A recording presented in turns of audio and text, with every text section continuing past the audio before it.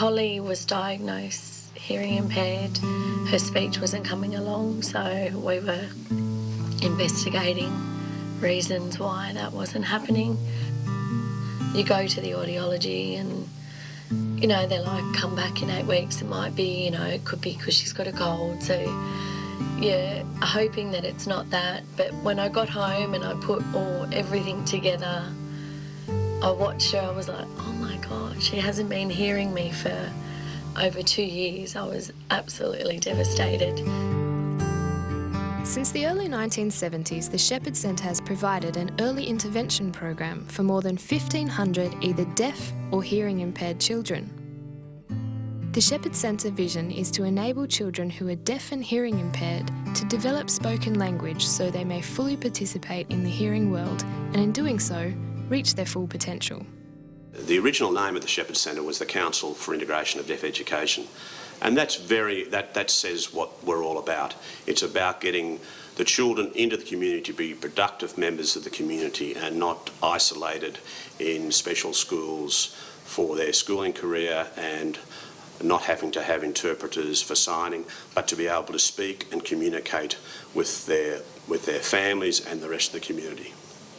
Once a child's been diagnosed with a hearing loss, they will be looking for an early intervention program that will help give them the skills to teach their child to communicate. And so the family will look at a number of early intervention programs and go to the one they think best suits their family's needs. Coincidentally, I had read an article in the local paper about probably only a few weeks before we found out about Holly, about a young boy that was attending the Shepherd Centre. And he was doing really well and he was speaking normally, he was going to mainstream school. I didn't even think about it, I didn't even contact the other people, to be honest. I just went, no, that's where I need to go. The first day for any family is really just coming to visit the Shepherd Centre. A lot of families have reported they feel quite lost at that time until they walk into the Shepherd Centre, and so many families actually say it feels like we came home. It was probably the first time in the whole process that I had actually cried. I don't know whether it was because I felt relief that I was finally getting help so I could let it go, but I was really excited.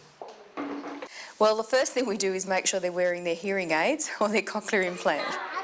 The next thing that we do is we just make sure that we know exactly where their development is at. We run everyday activities and listening for sound and waiting for intonation patterns back. It's basically teaching early communication skills and building on the children's skills from there.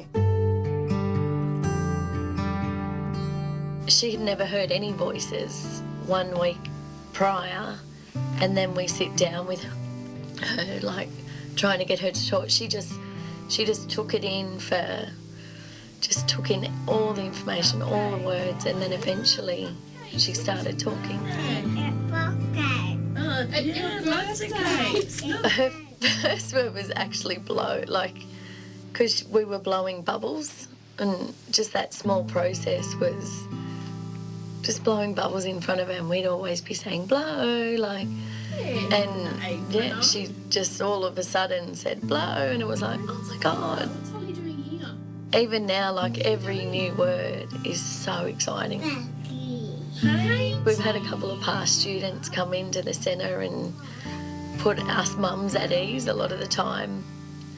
And they sit there and talk to us. I'm like, one day I hope she'll be able to come back here and help some other parent or some other kid. To me, the Shepherd Centre's just been my lifeline. The Shepherd Centre is a not-for-profit organisation which relies heavily on sponsorship from government and private sponsors. It is through the help of these sponsors that the Shepherd Centre is able to continue this important work. I couldn't believe that there was a charity out there that could provide this service for us till she goes to school. It was like, oh. By the time they leave the early intervention program here at the Shepherd Centre, they're not just going into mainstream school to sit there, they're actually actively participating in the curriculum. So they're talking, they're interacting well, they're listening well, and they're participating well in class. I can see her going to school and doing everything like every other kid. The Shepherd Centre way is nurturing, but bringing the families along and empowering them to have the skills so that when they leave us, the child's development still continues, the family can still fight for their rights. I guess it's just about giving them the strength and the courage that, yes, you can do this, and we'll do it in the most nurturing ways possible. It is really all about the families and what more can we do to have the children in here earlier with the better hearing technology. What is it can we do that makes their lives better?